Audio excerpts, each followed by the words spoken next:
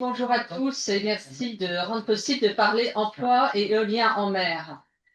Alors, tournons-nous pour commencer vers l'Écosse. Et un bilan effectué en 2023 d'un déploiement important de l'éolien en mer. On l'a vu dans les slides de la Grande-Bretagne, que les pays, je dirais, avoir déployé ces éoliennes en mer. Et donc, bilan de ce qui devait être la révolution des emplois verts. 10 ans auparavant, le gouvernement écossais proclamait viser environ 28 000 emplois.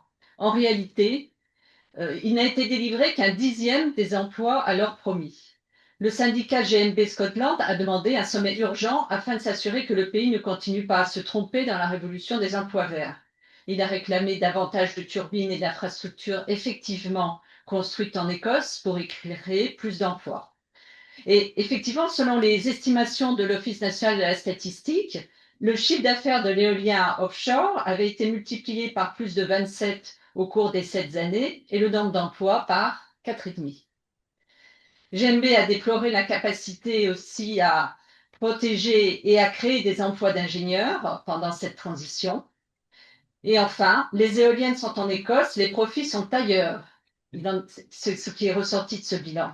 Ils sont où? Au Japon, avec Mitsubishi par exemple, en Chine, aux Émirats arabes unis, qui figurent parmi les grands bénéficiaires de la révolution verte écossaise. Plus de 2 millions de livres sterling de bénéfices annuels au bénéfice des gouvernements étrangers, a révélé le Herald. Voilà quelques éléments d'un retour d'expérience qu'il faut avoir présents à nos esprits. Deuxième slide, s'il vous plaît. Donc revenons en France en 2021 et la filière éolienne en mer s'engage avec l'État avec la signature du pacte éolien en mer. La filière met en avant à cette époque une filière structurée, des implantations industrielles de premier plan, plus de 5 000 emplois existants, avec des sites implantés, alors vous le voyez, au Havre, l'entreprise germano-espagnole Siemens Gamesa, pour la fabrication de pales d'assemblage de nacelles, à Cherbourg, Montoire de Bretagne et Nantes, GE Renewable Energy, à Saint-Nazaire, avec les chantiers de l'Atlantique, que connaît bien Alain, et la production de composants de stations électriques en mer. Le slide suivant, s'il vous plaît. Donc, en 2024, 3 ans après, où en est-on? GE Vernova supprime 360 emplois.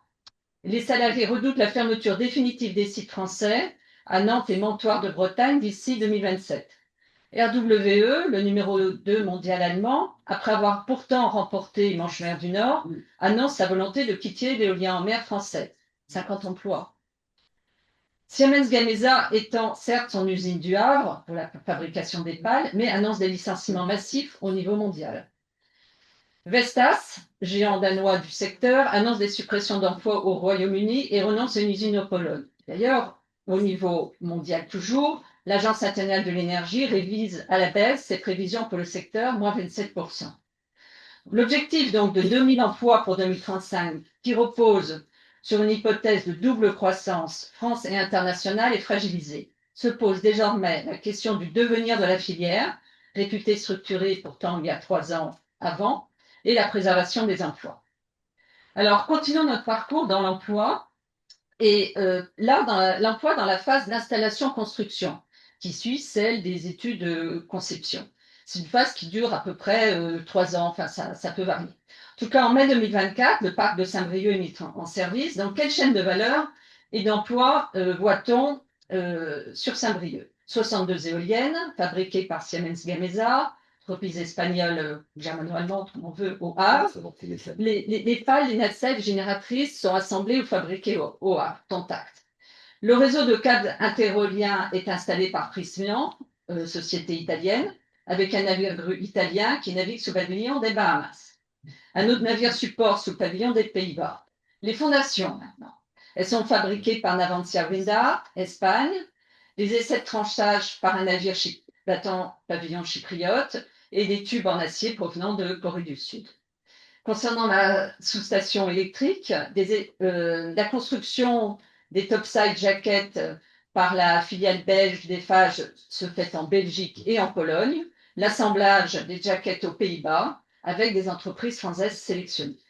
Nexans, multinationale française pour les câbles d'exportation d'énergie, mais fabriquée en Norvège et en Belgique, et posée par un navire câblier norvégien. Les liaisons terrestres sont fabriquées dans l'usine Nexans en Belgique. Voilà, donc une chaîne de valeur dépend, pendant la phase de construction largement au bénéfice de sociétés étrangères. Il y a quelques emplois, je dirais localement, des emplois pendant cette période relativement courte qui sont créés, mais au-delà des emplois transitoires, les retombées économiques sont limitées à, je dirais, l'implantation de l'usine de pales et de nacelles au Havre et la création de 2 unités de production à Brest dont la pérennité n'est pas assurée. Donc, Ensemble pour un littoral maritime sans éolienne publie cette communication et la sous-titre Des miettes pour la Bretagne. Maintenant, le petit focus sur la phase qui suit, la phase d'exploitation des parcs. Eh bien, c'est la grande désillusion. Il n'y a que très peu d'emplois associés à la maintenance des parcs. Vous avez quelques ordres de grandeur. On est sur la cinquantaine, la soixantaine d'emplois pour les équipes. C'est une phase qui est appelée à durer 20 ans, enfin la durée de vie des parcs. En tout cas, les promesses ne sont pas tenues. Et au final, si on résume les caractéristiques générales de l'emploi, ce sont celles-ci. La phase de construction et d'installation est plutôt brève, génère des emplois d'assemblage de composants principalement non manufacturés en Europe, hein, ça vient de Chine. Quelques entreprises françaises présentes dans une chaîne de valeur européenne. Certes, un site de fabrication de pales, mais à des coûts 30 à 40% supérieurs aux pales chinoises. D'ailleurs, le dirigeant de Total a dit qu'à ce prix-là, il ne mettrait pas des pales françaises. Peu d'emplois à la phase associée à la phase d'exploitation. C'est une caractéristique différenciée entre d'autres modes de production d'énergie, hein, où normalement il y a des équipes d'exploitation et de maintenance qui sont quand même assez significatives. Bref, le niveau de maintien de l'emploi est conditionné dans ce secteur à la construction de nouveaux parcs. Ce sont des emplois strictement non pérennes, sauf à continuer une perpétuelle expansion de construction. Alors, peut-on néanmoins sécuriser l'avenir industriel? C'est le slide suivant, parce le politique nous fait régulièrement des promesses que l'on peut le faire. Ce qu'il faut savoir, c'est que les mesures privilégiant l'emploi local sont explicitement interdites. Dans les aides d'État au niveau européen, ça a déjà été cité par M. Sartori. On nous parle aussi de la préférence européenne dans les appels d'offres. C'est mis en avant. Mais ça repose, en fait, ce sont des critères de résilience, de façon à ne pas, je dirais, rendre l'Europe dans une dépendance stratégique ingérable, mais ce ne sont pas des critères d'emploi. Et ces critères sont modestes.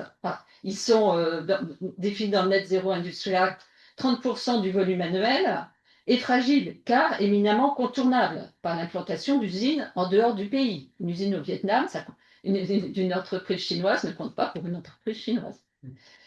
Donc, en fait, et puis c'est paradoxal, mais la filière est d'ailleurs vent debout contre ces critères, parce que ça fait monter les prix. Alors, la filière appelle de ses voeux l'installation de production à un rythme rapide, encore plus ambitieux, pour maintenir une filière et l'emploi et des investissements. C'est une forme classique de chantage à l'emploi. On sait décoder les choses. Donc, finissons, si vous voulez, sur ces questions d'investissement. Concrètement, pour reprendre les ordres de grandeur du projet de la PPE3, je dirais de cet ex-projet de PPE3, qui était d'engager 60 milliards d'euros d'investissement, raccorderont compris. À la clé, on nous a dit 12 000 emplois de montage, principalement, car tous les équipements essentiels sont importés, on l'a vu. Ça revient à demander aux contribuables et aux consommateurs d'électricité d'accepter de garantir pour 20 ans la rentabilité d'investissement de 6 millions d'euros par emploi créé, en vue de produire une électricité intermittente dont le besoin n'est pas avéré. Bon, on peut discuter les détails, mais les ordres de grandeur sont ceux-là. Donc, au-delà de quelques milliers d'emplois temporaires de montage, les milliards engouffrés dans l'éolien et le solaire ne préparent en réalité aucun avenir industriel à long terme pour la France.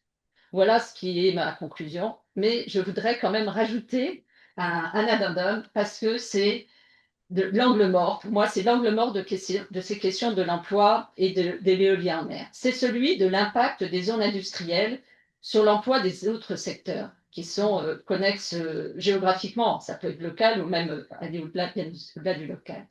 Ces répercussions ces installations des zones industrielles sur l'emploi, on les ressent, je dirais, comme très très significatifs, la pêche, plus particulièrement la pêche artisanale, puisque nos parcs sont implantés près des côtes. On a vu le conflit d'usage et les répercussions sont évidentes. Le tourisme, la diminution de l'attractivité, le nautisme, aussi toutes les activités et les secteurs qui sont liés à l'imaginaire maritime. En Bretagne, on en a beaucoup, c'est l'agroalimentaire un petit peu de luxe. Hein. Nous, on a des marques comme Groix Nature, enfin bon, il y en a plein. Tout ça, ça fonctionne parce qu'il y a cet imaginaire positif de la nature qu'on est en train d'ailleurs de passer à profit et perte. Et puis l'immobilier. Voilà, donc ça, c'est quelques secteurs. Et voilà, écoutez, je vous remercie de votre attention.